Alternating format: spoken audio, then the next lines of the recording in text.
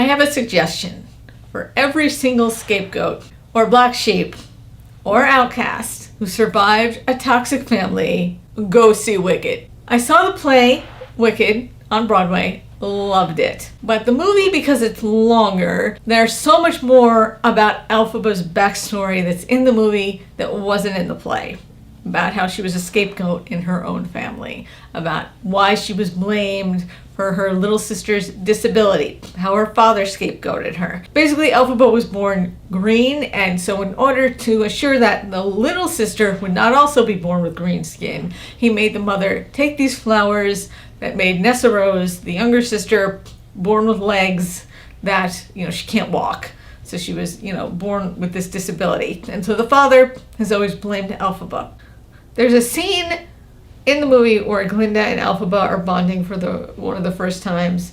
And Glinda says to Elphaba, the fact that your little sister is in a wheelchair is not your fault. It was not your fault. It was the flowers' fault that your father made your mother eat. It was the flowers' fault. It wasn't your fault. It was like for the first time Elphaba had someone in her life that would say that to her. It was just a really special friendship bonding moment. I got really into the musical and the play about the time when I was starting to figure out that I had to go no contact with my toxic family. At the end of the movie, she pretty much realizes that the person she has wanted to be close to her whole life, the wizard, is a fraud. And it's very similar to slowly figuring out that these people that your whole life you've wanted a relationship with, it's been a lie, that your family is toxic, that your family never loved you, that your family is not who they should be, who you've pretended that they are, who other people have convinced you that they are. It's just not true.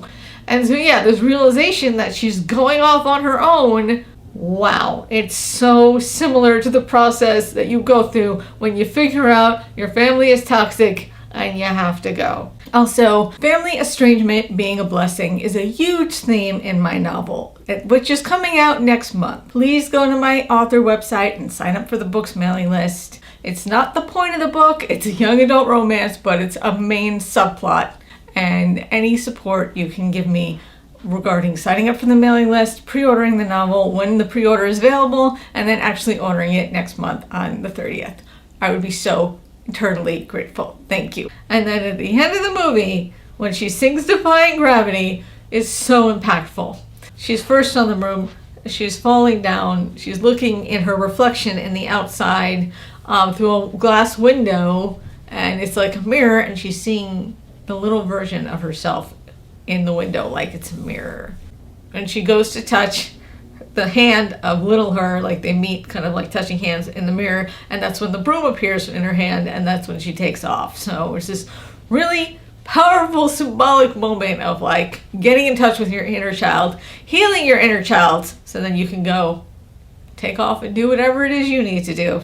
That song for me has always been, and I think a lot of people who, anyone who has been pushed around, anyone who has been bullied, anyone who has been othered, told that they're a freak, told that they don't fit into society's standards of whatever normal is, anyone who's been marginalized, go see Wicked. Okay, but bring the tissues because you're going to cry during Defying Gravity. It was so impactful. Also, if you love stories with magic, sci-fi, fantasy, please consider checking out my other channel, my husband's channel. I do most of the work on it. I do. But we review movies, TV shows, books, all about sci-fi and fantasy and romantasy. So if you want to watch a Wicked review on that channel, please go over there and subscribe, and I will do that. All right. Thank you.